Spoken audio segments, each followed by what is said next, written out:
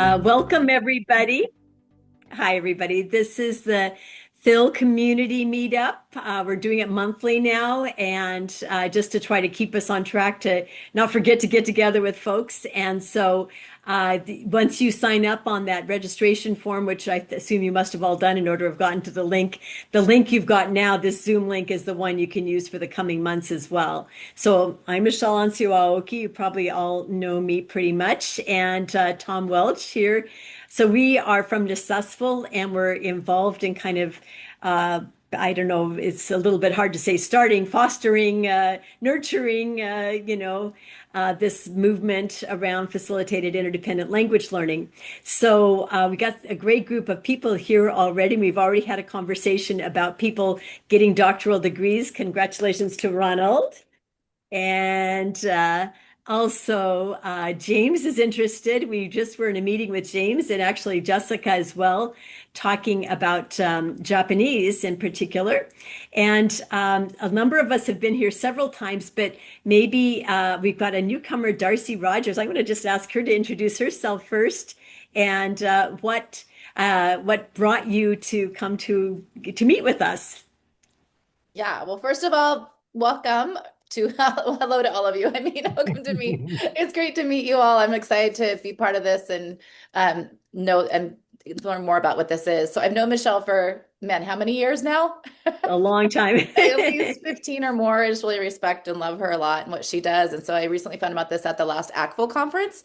And I'm really curious about it. I'm the founder of Organic World Language, and it's all about relevancy and authenticity and student-directed learning. And so this really appealed to me, and I'm really excited to find out more about what's going on. So What's your Great. current position, Darcy? What are you the, doing right now?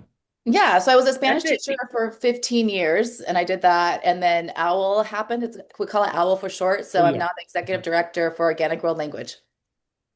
And they present workshops all around. Yeah. Actually, our teacher of the year, Dan Call from Washington State, was an OWL instructor, and he came up and did a fantastic workshop. It was requested by world language teachers in Seattle, and we had a packed room. I think must have been at least 60 teachers for a couple day workshop, and they just loved it. A lot of them really got things that they could take back and use with their students. So I do think there's relevance. We haven't quite figured out exactly where it all fits in, but you're going to be meeting people that will help make sense of that, I think. Rachel, since you're a successful person too, please introduce yourself. Hey everybody. Hey Darcy. I've seen you a few times before. I'm Rachel Tillotson, Nevada Department of Education. So I support world languages and ELA and Seal of Biliteracy and, like all of us, extra duties as assigned. So it's nice to be here, and this is an amazing group. We don't have any official programs in Nevada, although I know Ron is working on some stuff at his elementary school. He's doing a little bit there in his charter. So this is just really important work, and I'm amazed at what's happening across the country. So thanks for holding these meetings. Blossoming in so many different ways. Ronald, go ahead and introduce yourself too. Yeah, so I'm Ron in Las Vegas, Nevada. So Rachel forgot to mention she also supports me quite a bit. Oh, Been that's talking a wonderful. lot for the last couple of years. I just finished my doctorate and writing my first book, which is basically going to be centered about what I do. My version of Phil, if we can call it that, I call it language choice. I've been tempted to call it e-Phil, exploratory. I see my Yeah. students every week and a half, and what I do is I teach them how Elementary to students, learn. right? Yeah, over 900 students, including, students with IEPs. We have over 15% of our students have IEPs. Nobody's excluded from the class. And basically, I teach them how to learn languages. So I'm writing a book about that so that parents and teachers can use to help the little ones. That's fantastic. And Jessica, she's just getting things going in her state. Jessica is, talk about top tier leaders, past ACTFL president and Japanese teacher. Go ahead, Jessica, introduce yourself.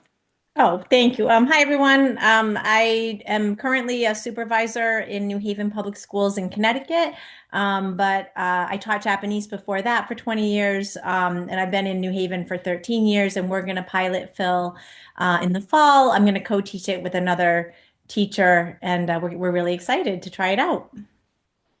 Yes, Thank you. great. And Sharon and I got to hang out together at Language Advocacy Days in DC, which I think is another thing that really relates to Phil, because in a sense, Phil is a quintessential way to advocate for all languages and all learners, because a lot of languages have been left by the wayside because schools feel like they can't offer a language if it doesn't meet certain criteria, like 150 students in the school want to take it. And also, a lot of learners are left behind because their language may not be the one that's being taught, or maybe it is the one that's being taught and is not taught at the level that they would like to be at. And so we're looking for equity, I think equitable access. And so anyway, we were at Language Advocacy Days and Sharon and I talked, and here she is. Could you introduce yourself, Sharon? Hi, I'm Sharon Shinikariello. I'm retired from the University of Richmond in Virginia, where I started a program very similar to Phil for the college level students. If I had never heard of Phil. We developed a program that we needed to teach Middle Eastern languages, which had not been taught on campus, but it expanded significantly as the university added Arabic as a real program. We then had students coming from all sorts of different languages because they were studying abroad in places where the languages that were spoken were not the languages. We teach 8 languages on campus. It's only a small school, only 3,000 undergrads, but the students were taking Hindi and all sorts of things. And then there were a lot of heritage speakers. So we had this program going for, I think I ran it for 10 years and my successor now runs it. But as Michelle said, I now advocate for world languages and public education for the Foreign Language Association of Virginia. So I'm here basically to find out what's going on elsewhere so that we can see if we can expand offerings in different ways across Virginia. Yes, that's fantastic. And also, it's really nice to think that we've got somebody representing early learning, elementary, we've got higher ed, we've certainly got the secondary level and so on. So again, we're getting this, we've talked so many years about how to get kind of a K-16 approach to language learning, and it's been hard to figure out what does that look like. And I think Phil offers some ways to make that kind of progress. Lulu, I don't see your picture, so I don't know if you can talk right now. Do you want to say anything?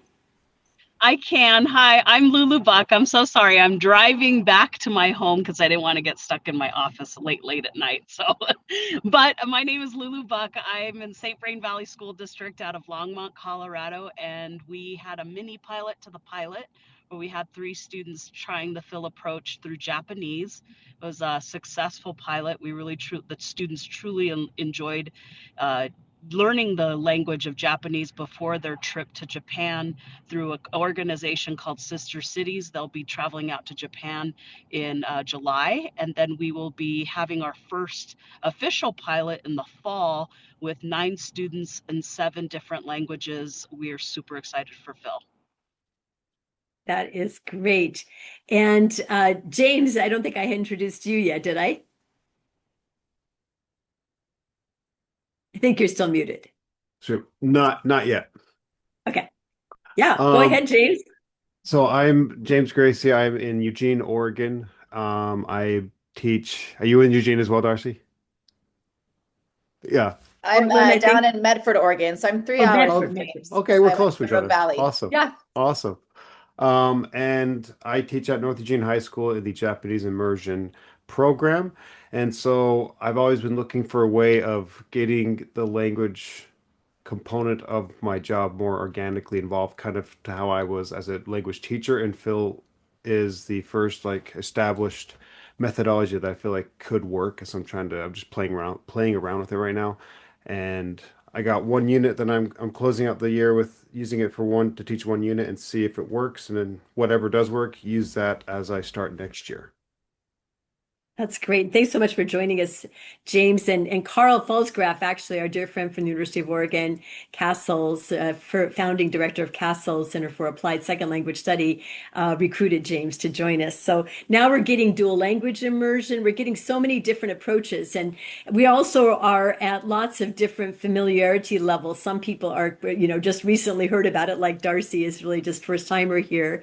And James, I think you're on your 3rd meeting of the day with us.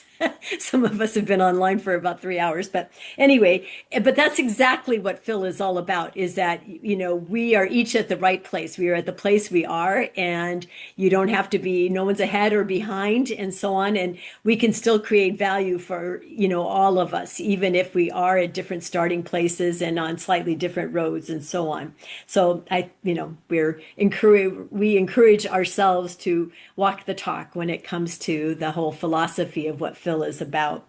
So we wanted to share some story of what's really, I think, the real activity that's been going on for the last 2 years now, actually, in Delaware with Ryan Allen's class. I think Ryan decided he probably needed a break. And but he was just on with us earlier today with our Successful Neural Network group and was sharing a story that, Tom, do you want to share it or shall I? Okay. Well, what happened is that he had, let's see, a little background on his class. Phil, he's just finishing up his fourth semester. They're on a block schedule, so they go by semesters.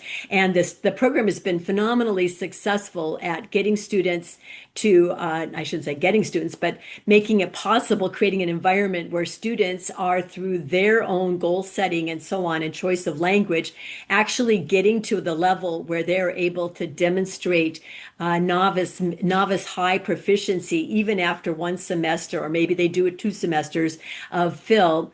So that's faster than they would normally have been able to do it in a traditional class to meet the state graduation requirement. So what he's got now is some students who came in, either they had previously done the Phil, but they wanted to continue, and they felt like they were ready to do the assessment earlier in the semester. They didn't have to wait till the very end of the semester. So sure, why not? So one girl, for example, took Turkish, and she was able to reach that level that she needed for satisfying that graduation requirement, and now is moving on to looking at some other languages, or she was going back and forth a little bit. But that idea that it's not about a set amount of time in a Phil class that says you're ready. It's like you have a sense you're ready because you have been following your goals and you understand proficiency well enough to have a sense of confidence about moving ahead. And also the proficiency assessments that you take, in this case, they're using the stamp test from Avant, is not something that's only available one day, one time a year, like an AP exam. It's not high stakes in that way. You could take a stamp test anytime. And so that gives a kind of flexibility that I think really empowers students to a great extent. So I think that idea that it's not only that students are able to choose a language to pursue, but they're able to actually dabble a bit, but not just dabble for nothing. They demonstrate what they can do, and then they can try out some other things. Tom, do you want to add anything to that? Yeah, I was going to say this idea of student choice and student agency really is fundamental to the heart of Phil and what makes it really successful. And one of the examples that the situation with Ryan makes me think about is, for instance, when I was a French teacher, it would be that when kids were coming in for French 1, there was sort of this implicit idea that, hey, if you're really successful, you're going to be with me through AP and you're going to be successful on the AP exam. Well, I think of somebody like Rick Steves, that maybe many of you are familiar with his TV programs, and he's all over Europe usually. If Rick Steves had come into my class as a freshman and I said, hey, I'm going to get you to AP level in French, Rick Steves would have been the kind of student who should have said, hey, Mr. Welch, what I really want is not to get to advanced low in French. I want to get to intermediate low in 4 different languages and not just one. And as a Phil teacher, I would be saying, hey, Rick, you've come to the right place because I can help you do that. I can help facilitate your learning so that you're reaching your proficiency goals. And I think that's what the girl who was successful in Turkish was able to do. She was able to say, hey, I've gotten to where I want to in Turkish, and now I want to do something else. And then the other wonderful thing about Phil, as opposed to a traditional course structure, is students aren't limited to learning a single language.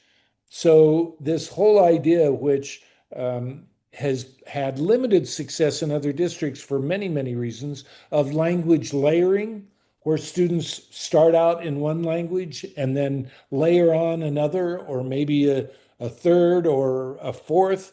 That's totally possible in Phil. And Ryan has several students who are layering languages now because they've reached the proficiency level they needed to and aimed for in one language. So they're continuing to maintain and advance that language some while layering on other languages. So I think, there are just so many advantages to Phil when the focus is not on the course, but on the individual learner and helping the individual learner meet their learning goals. It's very exciting for me, from research standpoints about student agency and long-term learning and everything else. It's just really exciting. Yeah, exactly. So today, earlier, we actually had a chance to meet with the superintendent, or is it superintendent or is it curriculum person? He's superintendent now? Superintendent and the It's a principal. small district in Delaware, but superintendent and the principal, along with Ryan, and just asking them a bunch of questions about their experience as administrators and what made them interested in considering Phil, and so on. We'll be writing up a lot of that and sharing that recording pretty soon. Tom usually gets them done within a few days, but maybe you have some questions along that line that you'd like to bring up. One that I asked is that often when I've talked about Phil briefly with educators, K-12 educators in particular, the first question that comes up, but what about teacher certification? How can a teacher who is certificated in French teach Japanese? I said, well, because they're not teaching Japanese, they're facilitating. They are taking everything they know about what it is for students to acquire French in their French classroom and helping the students see how to do that for another language like Japanese. And so the interesting thing that they said is that that wasn't really a big issue to them. For one thing, they saw the limitations in their district. They only had Spanish. They were just a one high school district, but they only had Spanish. So they knew that was an issue because students had come to the principal's office or the counselor's office and would say, I don't like learning this language, or this is not what I want to do. And that was the only choice that they had if they were going to meet the state graduation requirement. So that they did not have any problem because they knew the teacher was highly qualified to teach Spanish, the language he was normally teaching, and they knew there would be an external assessment available so that he didn't have to be the person that certified that they had reached a certain level in ASL or Chinese or Korean or any of the languages that the students were selecting in the Phil class. So I was kind of encouraged about that. But, Rachel, you're working at the state level. Jessica, you have a lot of experience at state and national level too. Do you have any thoughts about how to address this issue around teacher certification? Well, I would just say that when I pitched the course itself to my bosses and whatnot, I actually met with the union president in our district because I think to me that's one of the bigger barriers. I wanted everyone to understand that I'm very concerned with people understanding that this is not a substitute for live language teachers and that it's not something. I'm not at all trying to take their jobs or anything like that. So she and I discussed the fact that actually we would try to do an MOU with the union saying that this would always be taught by a world language certified teacher, which I thought was interesting. That's what she wanted too, which, obviously that's all we know, but I thought that was cool that she wanted that. And that because the slippery slope, as soon as principals see this, they're going to be like, oh, we'll just shove them in there. And it's going to become like credit recovery or Edgenuity, all these horrible things that we have lots of data on in my district do not work. So anyway, so that's one thing. And then the other thing is I do have it on my list to talk to the state about it. I'm not super worried about it because I'm only doing it as a 1 year humanities elective. So even for teachers, that's the other concern you have to look at though. If you're asking teachers to teach it over multiple, like for more than one section, like in Connecticut, if you teach out of sight of your certification for more than one class, it can affect your retirement. So you Oh, really do wow. want to like research that at your own state level. So that's something we are going to try to get it approved by the state. It wouldn't hurt right now because of the way we're doing it, but if we wanted to have a teacher doing two sections, that would be a problem. Got it.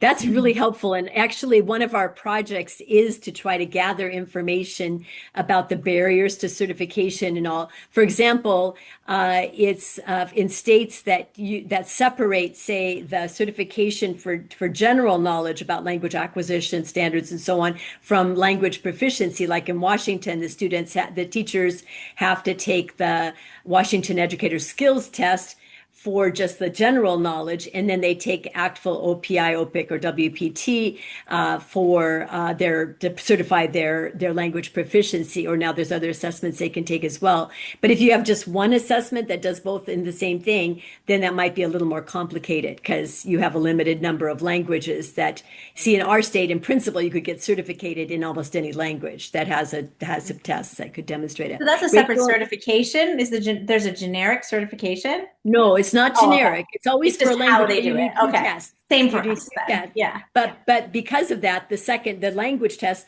that was how we could add Arabic and Vietnamese and things like that. Because originally there was like, okay. 10 tests for 10 languages. And if you Yeah. weren't one of those, you could become in Washington, you could get certification in Norwegian, but not Arabic originally until the tests were changed. Rachel, I'm sorry. Yes, Darcy, go ahead. Yeah, just a quick question. I know in Oregon, you obviously have to take the test to be certified in that one language. Are there any states where you can just be certified as a world language teacher with an umbrella, or does it has to be that language? I've never heard of one. There are tests, there are states. I mean, originally you had like praxis tests or tests that were combined, like some questions about language, some questions about language acquisition, kind of all in one big thing. So then that was limited. You had to have those tests in order to get certified in those languages. But I've never heard about a generic world languages. Even bilingual ed requires that language. In Washington, it used to require an advanced mid, but now they've made it equivalent to world language, which is advanced low. But you have to have, again, the content knowledge about the field and the language certification in at least one language. So I do feel that a bilingual ed certificated teacher could be a good fill teacher too. So in fact, some of them would be excellent because they are so used to teaching maybe in multilingual learners, English learner classes where their students have multiple languages. They're already used to kind of navigating a situation where multiple languages are involved. So I'd like to encourage people in that field to also think of themselves as becoming fill teachers. Rachel, I think you were going to add something. No, I was just going to say I appreciate what Jessica was saying because we're experiencing some similar things here where we haven't started any programs officially in any of our public schools other than what Ron is doing at his elementary charter school. But I will say when I spoke, because I have spoken to some of our administrators about this, and just like Jessica said, immediately they went to, oh, that's great. Then we don't have to have a language teacher in the classroom. And I'm like, no, that's not the way this works. And so they immediately were like, oh, well, never mind. If we can't put a PE teacher in there or a science teacher that just needs to pick up an extra class. And I said, no, they need to have the pedagogy that a world language teacher would have. They need to understand how that functions. And so we're still in the middle of these conversations. Teachers are also just trying to wrap their brains around what this looks like. And so I appreciate what all of you are doing. And that's a really good idea, Jessica, to work with the union. I hadn't thought of doing that. So It's a great idea. that Yeah, I might hadn't be thought of that either. something else that I'll explore. Thanks. Yeah, Ron, did you want to add something? Yeah, now it's like three things. So first of all, I wanted to initially what I wanted to say is what Tom said, and when you were talking about students switching from one language to the other, I just wanted to acknowledge that I observed that in elementary school. My version of Phil is third, fourth, and fifth grade, and I have students that have literally shown me charts because I want to learn this language, this language, this language. How do I do that? And we discussed the pros and cons. Like Italian and Spanish are similar. It has different challenges that learning Russian, right? And certain values and so on. So that's definitely a thing, and it expands their ability, the way they see the world, right? Now they're curious about it. It stimulates that curiosity. And the one thing I do in my class is at the end of the semester, where everybody's kind of mentally checked out, instead of having them partner up with other students who are learning the same language, I mix it up. So a student who's learning Russian partner up with somebody who's learning French, and they teach each other and they see the similarities and differences. And it's a beautiful organic thing that happens in that environment. Regarding the certification, that's something that, as Rachel know, I've been fighting for this for 2 years. I wrote a policy brief. In fact, I'm doing my master's in legal studies now at Vanderbilt because I'm committed to this. I'm going to be Wow. certified paralegal by next year because one, when I did my master's in applied linguistics, that's when this whole idea came about for me because I wasn't studying a specific language. I was learning about linguistics and the language family trees and the structure of languages and phonetics and phonology. And I think, like you said, if somebody's already bilingual, that is like the first step because they know, what it takes to learn a language. But then it doesn't really take that much additional information to bridge that gap where you can expand beyond. Hold on, lady. She has opinions about this. Go, go, go, go. She has strong opinions about this. Um, it doesn't really take that much more training to get a person to that point. And for example, in speech therapy, they have those classes built in. So as a university wouldn't have to go beyond that. They already have linguistic classes and phonetics and phonology classes. I think that would be a way that these teachers can get the additional training to facilitate this stuff. Yeah, I think there's so much that could be built on, so that, maybe as say, an entry-level Phil teacher, you have had 3 years of teaching Spanish that you were prepared to do, and set that now you're going to expand. So maybe you're going to add some, like you say, some phonology classes and phonetics, and also that you can learn about how different languages are pronounced in a way that you hadn't really thought about until you actually had right in front of you, 15, 20 students that are learning different languages and need to have different sound systems represented. Tom, were you about to say something? Yeah. Yeah, I'm kind of like Ron. I had several things, and fortunately, this time I wrote them down. The first one was with the credit part and the certification of the teachers. One of the things that I learned as an administrator was to figure out a way to accomplish what I wanted to accomplish, even if I wasn't supposed to be able to do that. And so every state in the union has a provision for proficiency-based credentialing. So the interesting thing about that is proficiency-based credentialing is not dependent on the certification of the teacher. Good point.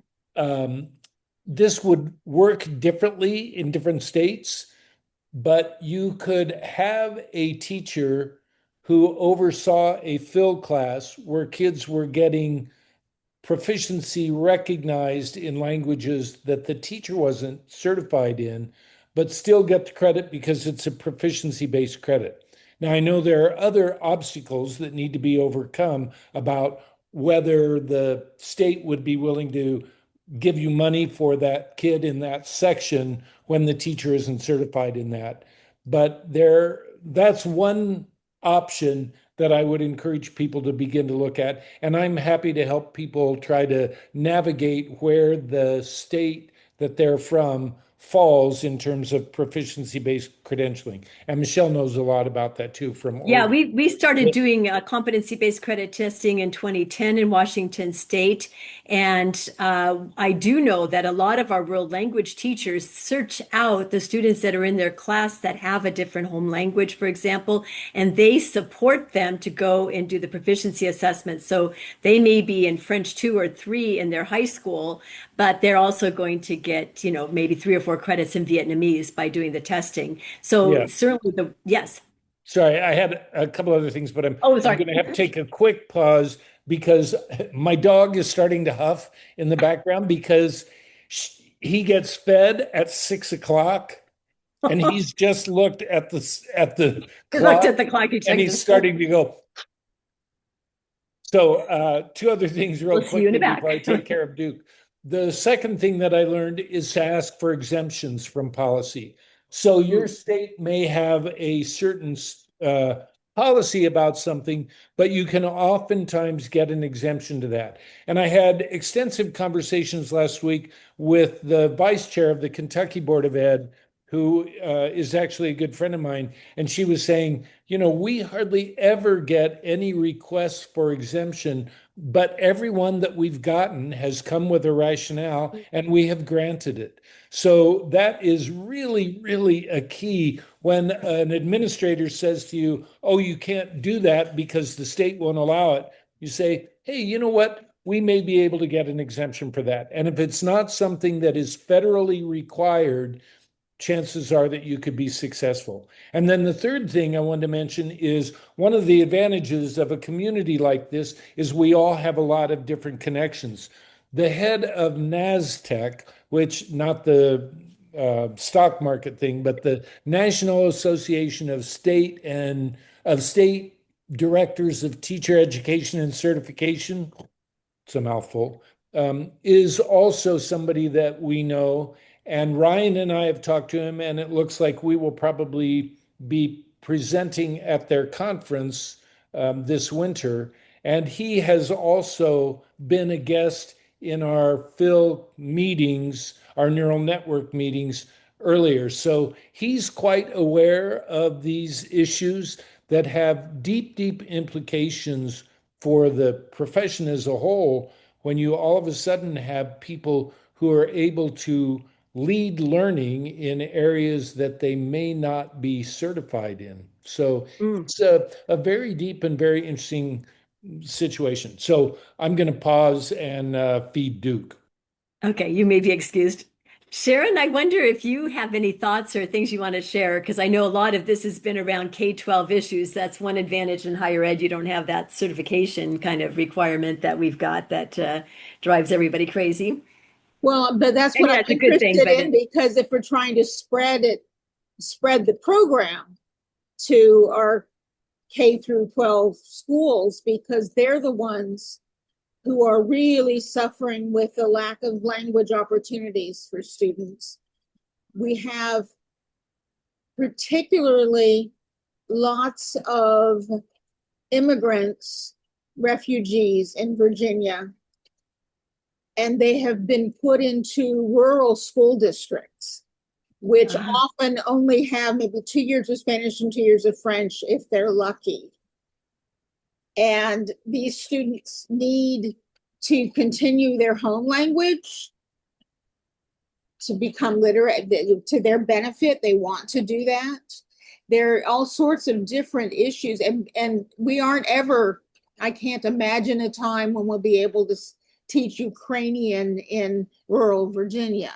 That's just probably not going to happen. you mean in a traditional way? In a traditional, oh no, I mean, 5 that's what I periods a mean, day, 30 classrooms students. filled where, I mean, even in my university, we had to have like 10 or 15 people willing to take a class. And that's a very small number for college and university minimum requirements. It's just not going to happen. But Phil will be able to help those people, particularly because they all come in with very different levels of proficiency.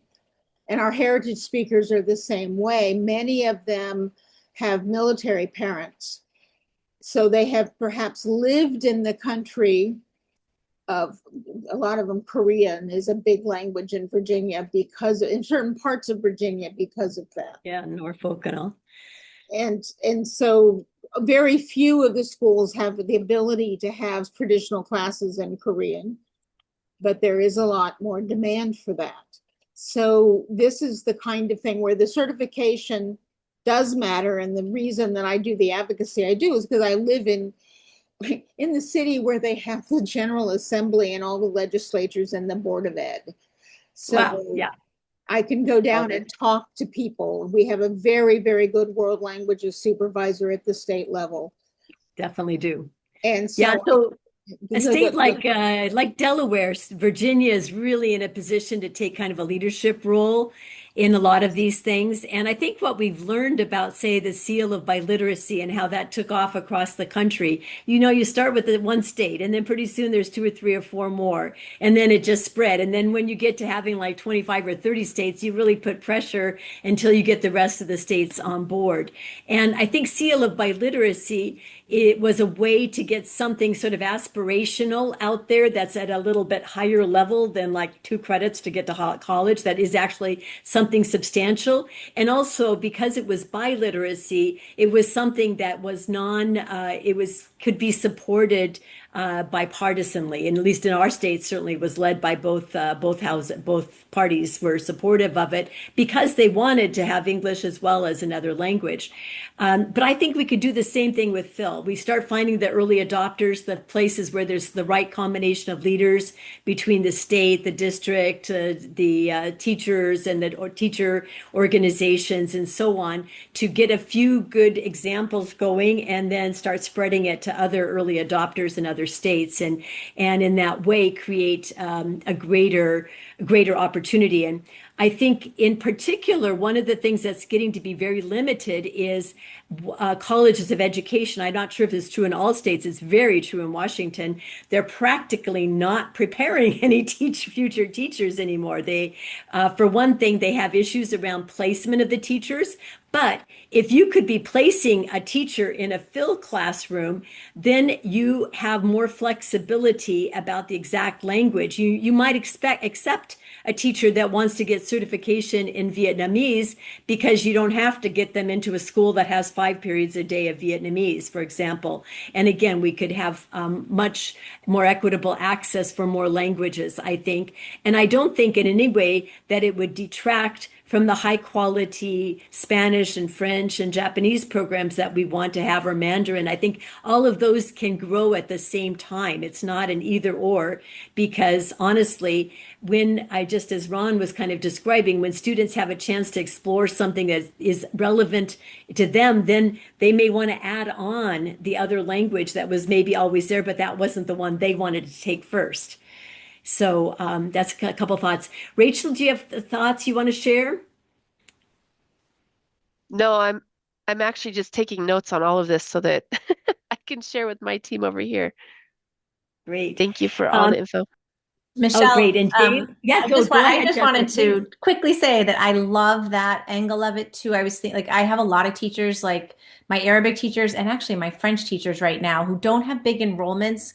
Arabic because we're just getting started, and French for other reasons. But like, I'm having to kind of do all kinds of crazy courses for them so that they fill their schedules with 5 classes. And this would be a great fifth, like, extra class for them to have if they can only fill 4 for whatever reason on different years.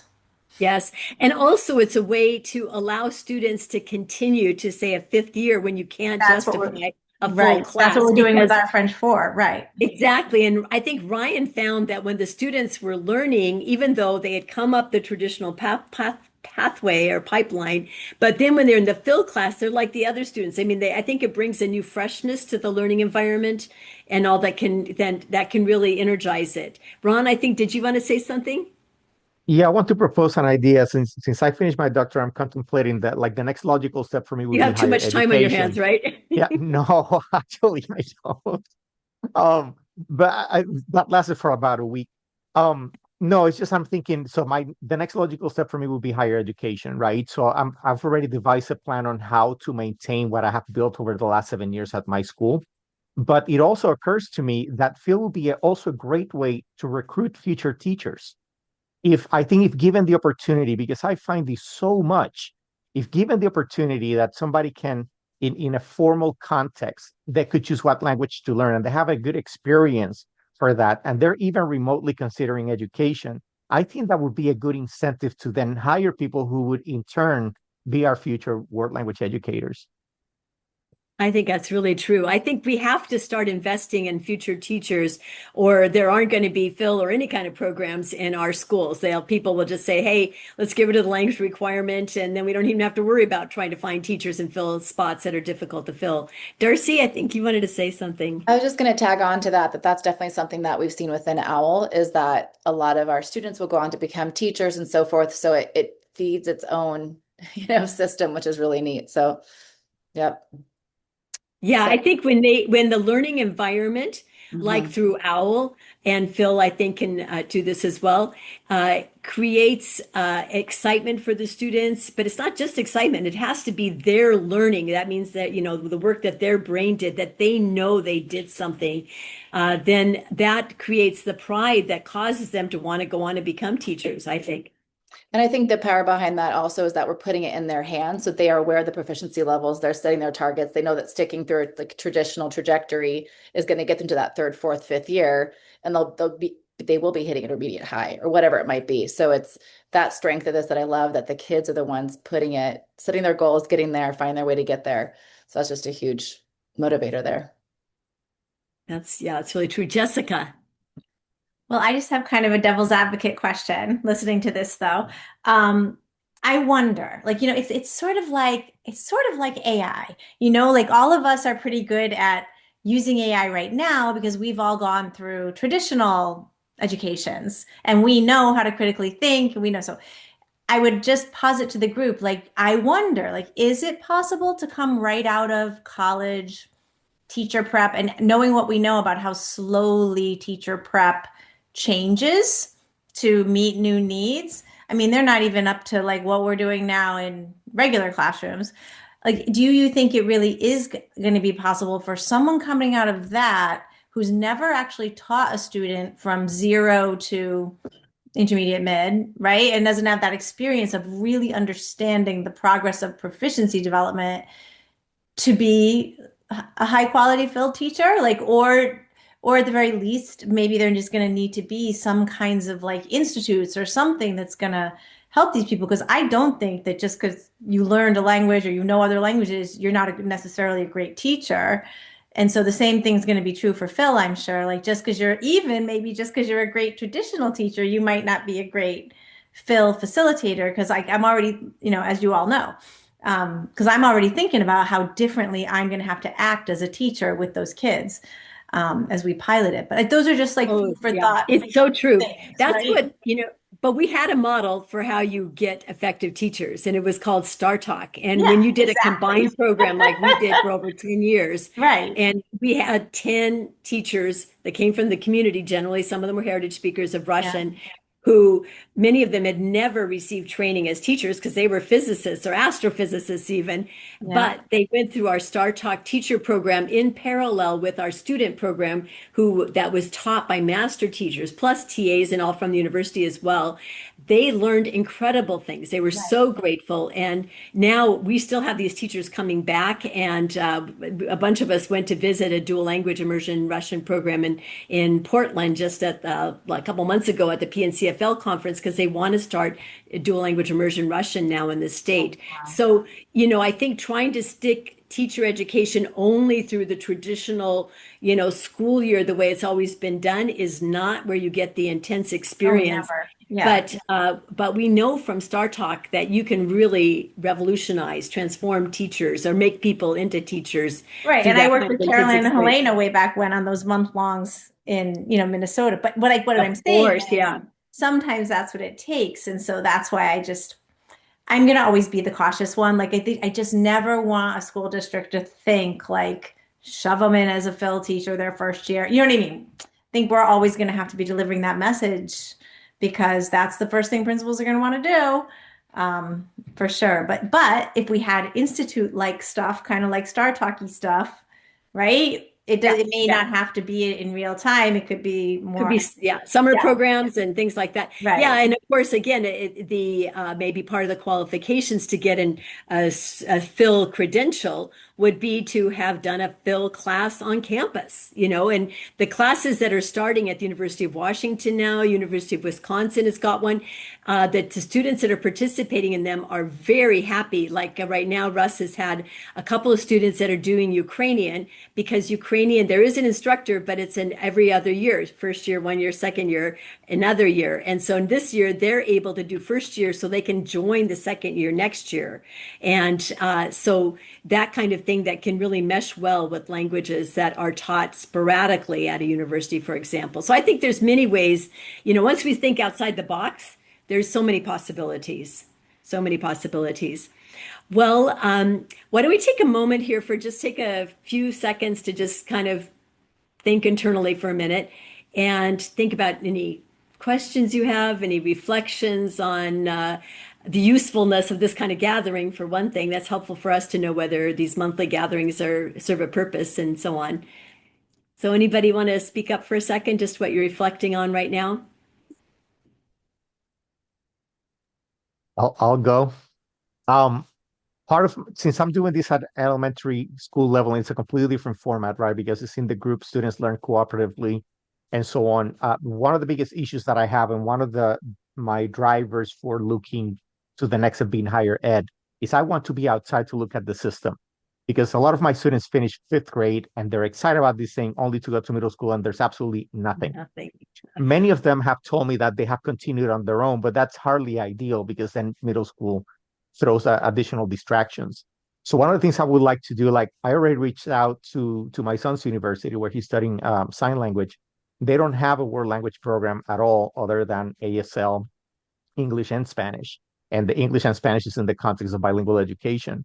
So there's a professor that I reach out to say, hey, I'm thinking about doing this. I would like to start Phil at the university because that way it doesn't conflict with the other two universities that already offer languages. And they also offer dual enrollment for high schoolers.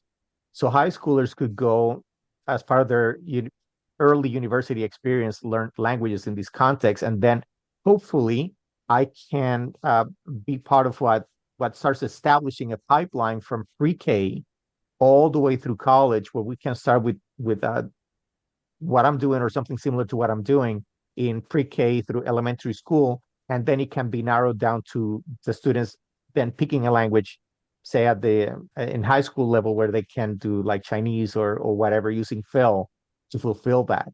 Because to me that would be the ideal, right? Like have the whole system from pre-K all the way up. But at the time they get there, they're more than prime and ready. And I have to say, my students are fearless when it comes to it's like so normalized. And I tell them, it's like, guys, if the people that I know, if they could witness what I'm seeing here, like you guys have no problem. I even had like the video that I included for you guys. I did again this year. And one student, like about 75% of the students wanted to participate. They wanted to be in the video. And there were students who wanted to do it so badly. They said, dude, I'll do a different Slovak. That sounds like German or something like that. I'll do that one. Like they have no problem, but that's because they start so early and it becomes normalized. And then you can just build from there. So that's what I'm, from these meetings where I've landed, is like I want to look at the whole system, not just college, not just elementary school, but the whole system. Love that. Wow, Ronald. That's amazing. James, are you getting anything that's going to be helpful to you in your setting? The most obvious one would be the syllabi literacy. That's the thing in terms of the immersion program. That's the one carrot on the stick type of thing that motivates people, most of the majority of the students, to continue all the way through K through 12, essentially. So tons of attrition happens between when they transition from elementary to middle, and then more from middle to high school. We have like 50 plus students in kindergarten, and I get maybe 20 of them. And so some way of showing that syllabi literacy is not the big monster that it is would be the easiest way to get this implemented. How I would do it, still not certain, but does your high school not offer syllabi literacy now? It does. It offers does. it. Yes. Okay. Yes. Yeah. So, but it's just in the 3 years that I've been doing this, getting it is one of the things that students seem to be the most scared of, I guess you could say, or Really? just concerned about. Yeah. Well, that's interesting. I mean, in my experience in Seattle, we've had a lot of students that qualified for the language part of the syllabi literacy, the partner language, by eighth grade, end of eighth grade, from dual language immersion. They could get to intermediate, middle, across all the language skills. And so they don't get the state seal, they don't get until high school graduation. But one of the things we started doing was offering global seal as soon as students qualified so they could get something earlier, especially heritage speakers, something earlier in their high school, because then that motivates them to maybe continue on and get to a higher level of global seal. Or now Washington State actually is going to have two levels of seal, of state seal of biliteracy too.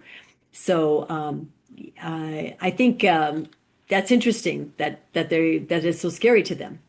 Yeah. Yeah. Well, this is just them, Mhm. sharing stuff with me while we're talking before and after class. I don't actually know, I don't have the numbers. The world language teacher is in charge of all of that. I see. Got it. Yeah. That's Yeah. interesting. Yeah, that's a very important thing. Yeah, definitely. We could talk more about that too. Anybody else? Yes, Tom? Yeah, thinking about that DLI attrition question, which is one that has always kind of haunted me. Maybe we could look at Phil. I have tremendous respect for DLI. I think it's the best approach going. But the problem is that attrition that you were just talking about from elementary to middle and middle to high.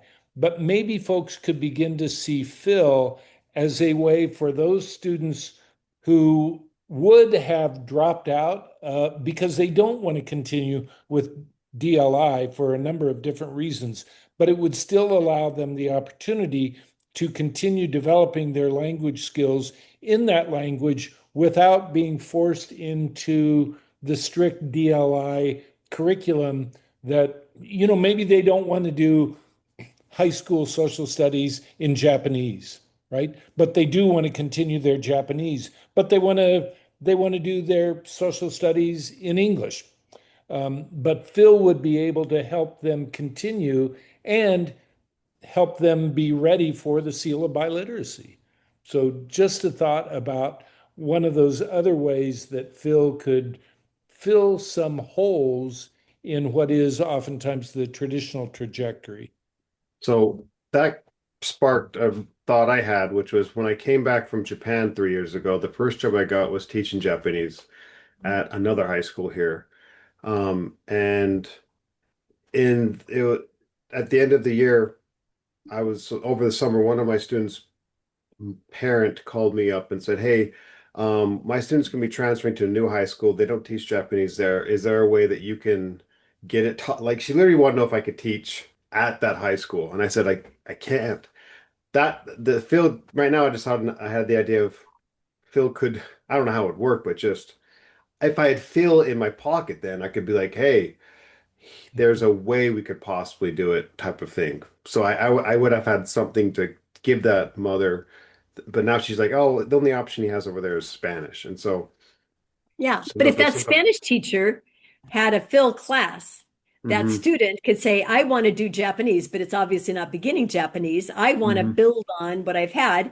And you guys would triangulate. Now, I grant you, yeah, maybe nobody's paying your time at that moment to help sort out. But again, you're also not assuming responsibility. You're not accountable for what that student learns. He's accountable. And the hmm teacher there, the local one, is accountable to support him in reaching his goals. But you could be a huge resource. yeah.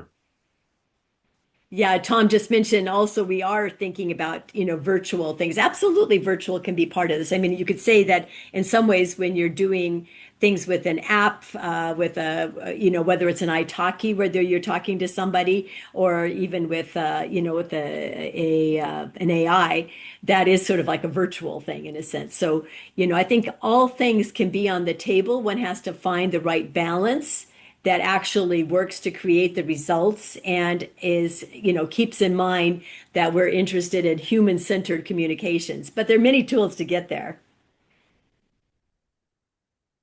Sharon, any other thoughts you want to share? We're getting almost down to the end of the hour here. So we just, I just especially any like, Mm.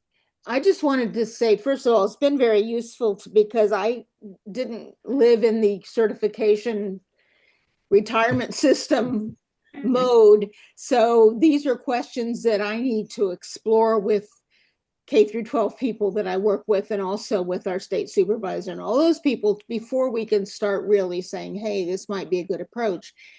But the thing my own experience when I was running my program, was how enthusiastic the students were about it.